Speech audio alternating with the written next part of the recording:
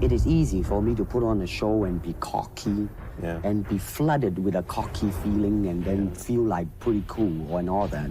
Or I can make all kinds of phony things, you see what I mean? Blinded by it. Or I can show you some really fancy movement.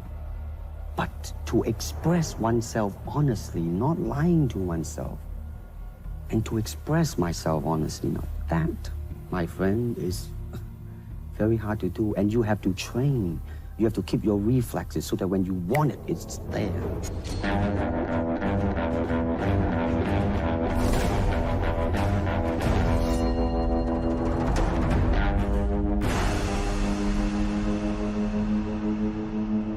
My father liked to go to these different martial arts tournaments. He would not compete, but he would give demonstrations. He would do two-fingered, one-armed push-ups. He would do blindfolded chi sao exercises. Can you break 5 or 6 pieces of wood with your hand or your foot? I'll probably break my hand and foot.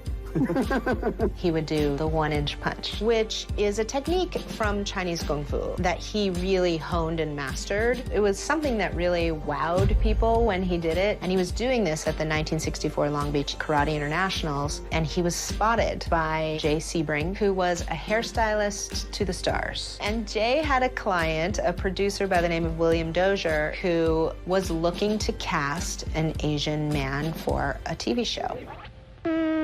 Test X2, take 2. At this moment in time, my father was not interested in acting. He was really focused on his martial arts. But he went down and did a screen test. There was the finger jab. There was the punch. To potentially be able to do some martial arts on TV was intriguing and exciting to him, and also a way to help support his growing family. I understand you just had a baby boy. Yeah. And you lost him to sleep over it, have you? 3 nights.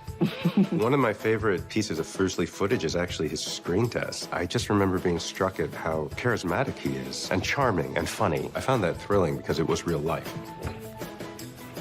From that screen test came the Green Hornet.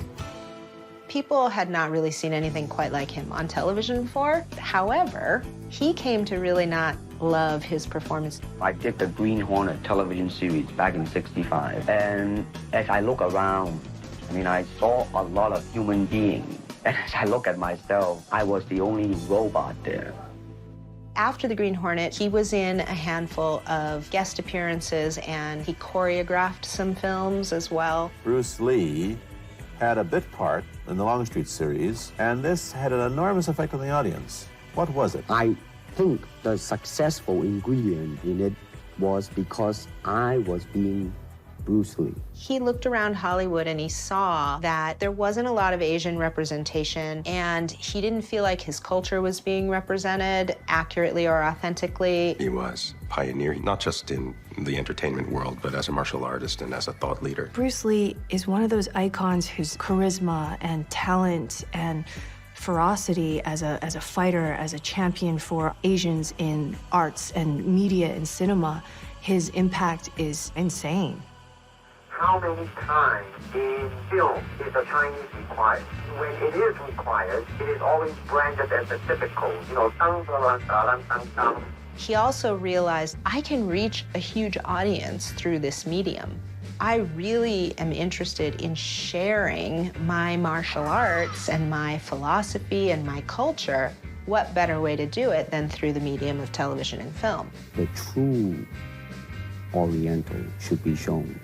Hollywood sure as heck hasn't. You better believe it, man. It's always that pigtail and bouncing around, chop, with the eyes slant and all that. He was still teaching, and he had a host of private students, people like James Coburn and Steve McQueen and Ted Ashley, who was the head of Warner Brothers. He had a lot of friends in the industry, and it was James Coburn at the time who said, maybe you should go back to Hong Kong and sort of come back in through the back door, like Clint Eastwood did with the spaghetti westerns. And so he decided to take a trip home to Hong Kong. And it was then that he discovered the Green Hornet was known as the Kato Show. He was seen as hometown guy who made it in Hollywood. And so Raymond Chow was starting a new studio called Golden Harvest. And he said, I'll give you a 2-picture deal, and then, let's see what happens. I went back Hong Kong in 71 and did a movie called The Big Boss. And the damn thing just broke the all-time record.